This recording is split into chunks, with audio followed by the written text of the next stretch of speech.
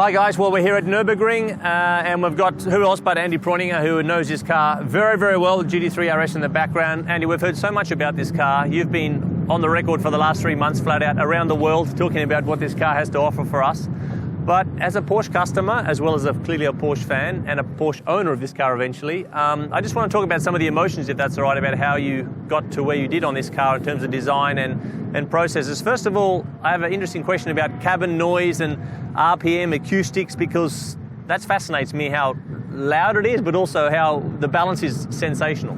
It's not loud. I think it's I would say it's a very high quality noise. Only people that are not into motoring and not interested in cars would describe this as a molesting noise or something like that. So it's a very transparent car, so you hear a lot of the mechanical noise of the gearbox, of the valve train, even small stones that chips off the wheel wells. You know? But this is all for a driver that's interested in driving. That's information. It is not so much sound engineered, it's just an honest car. So we did in the interior, we took out a lot of dampening material, even more than on the Gen 1 car. So that's why the engine seems to be a little bit nearer to your ears than on the last model, and that's just why the carpentry and especially the back of the car is a lot thinner. The foam is out, and it was worth 3.5 kilos in the back of the car, which is a world to us, which we like to get out. And the positive side effect is you hear even more than on this predecessor. Yeah, well, I like that. That's something which I would definitely tick the box for. All right. The torque of this new engine, let's have a quick talk about that. I mean, pardon the pun, torque, we're going to talk about it. But in terms of, I love the turbo engine in terms of the GT2 Turbo S's. It packs a punch. I love the turbo engines, but the normally aspirated, I think the Gen 1, it was nice, but I wanted that extra torque. How do we achieve that and get that emotion? So the envelope of the engine for me now is sensational, this engine. This is definitely true. So there's more than one factor. There are some factors contributing to that. First, it's not just a revised engine of the Gen 1 with 20 horsepower more, like you would expect in a Generation 2 or in a facelift, as it was called. It's a whole new engine. I mean, it's the same base engine that we introduced about 12 months ago on the GT3, but it's a big step up from the Gen 1 because we got a bigger crankshaft, so the main diameter of the bearings is a lot bigger.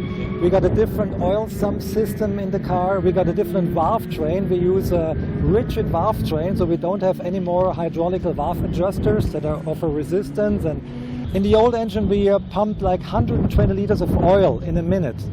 On that car, only 70 is necessary. Wow. So the work the pump has to do is a lot less, and you can use all this power to get it to the wheel and have fun with it. That's one part. The crankshaft is cross-drilled, so all the bearings of the conrods are directly fed.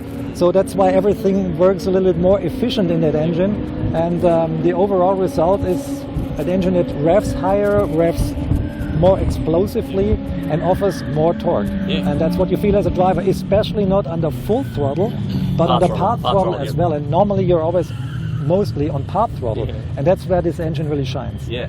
Two more questions. I want to talk about the brakes and the NACA. So we got the NACA system, which was born out on the GT2 RS, right? So it's beautiful cooling for the front brake inertia and all the loads we have in the brake system now, right? Yeah. So very proud on these NACAs. I mean, like many small brothers, they're stealing off the shelf their big brother, so that was the case here too. It was taken from the 2RS, and these NACAs, they have a great advantage. We say it's a win-win-win situation, because the temperatures, the cooling temperatures, so the air is so cool, it is a more efficient cooling stream that goes directly to the brakes, because it goes through the body in white and ends directly at the caliper and at the rotor, and you get very clean, very cold air directly on the brake. On the Gen 1 cars without NACA, we had some shovels on the lower arms that vented the air up. And these shovels had a disadvantage because they stand in the wind, they lift the car, so they're bad for downforce, they're bad for coefficient drag, and the cooling of the brakes was not as efficient. So we've got a better CW, coefficient drag on the car, we got better brake cooling, and we got more downforce. So that's a perfect example of how we transfer motorsport knowledge from the race cars, because this is a race car feature, to the street cars, and it works. Absolutely. That's Very important for us warriors on and off the track. But Absolutely. one last one. And it looks good. It looks that's sexy, the mate. fourth It win. looks It very looks better. sexy. It looks the better. styling looks nice, and you know I really like that. But this is the first time really we've had a Weissach package car. So the Weissach package was introduced first in the 918, which was a motorsport project as well. And we thought, okay, it was so successful, we should do something similar on the 2RS as well. And so we invented these parts in synchronicity with the GT3 RS development, and they consist of the carbon fiber hood, which is carbon fiber as well on a standard car, but it's painted. Yep. So this clear coat here is a little bit lighter than the painted car. It's a little bit more obvious and a little bit more racy. And then we go on to the roof, which is carbon fiber as well. And it's a very special carbon fiber because on a Gen 1 car and on the standard car we have a magnesium sheet roof, which is in itself not lighter than a normal carbon fiber roof. But this one is a new development with only 2.5 layers and a special clear coat, which is even lower weight than the magnesium roof by about 400 grams. And the rear spoiler is the third part of this visible carbon fiber program. It's 800 grams lighter than the painted version, which is carbon fiber as well, but as well here's a lightweight paint involved. So, and it gives let's say, a very, very credible carbon touch to the car. In the interior we have a titanium roll cage, which brings the weight in comparison to a steel cage down by about 10 kilos, 9.5 kilos. Big chunk of metal, and it's in the back of the car. And it's as safe and as durable as the steel version as well. So a great leap for searching weight in the interior as well. And let's not forget about the wheels, because on that car we have these magnesium wheels, which are beautiful.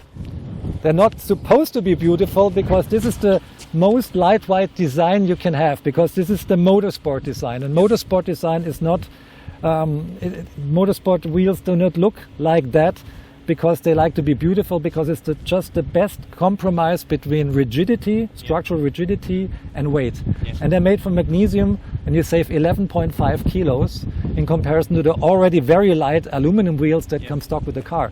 So we have a weight advantage overall about 27 or 28 kilos if you compare to the standard car, which is quite substantial, which you can feel. It's a big chunk. Yeah, absolutely. Well, that's why it's very, very popular, so almost everybody opts for the Weissach package. So in the moment we have problems of getting out the parts in the quantity that we need them. So we are a little bit overwhelmed with the success of this package. But it works, and it works on the car, and it works on the market. Well, Andy, well done to your whole team. No one ever gets sick of something being a bit light in weight, so that's good. I mean, we've touched on many things there that maybe some people haven't heard in some of your other chats, Andy. So thanks for your time, Matt, as always, and you're very welcome. See you on the other side of the pit wall. Okay.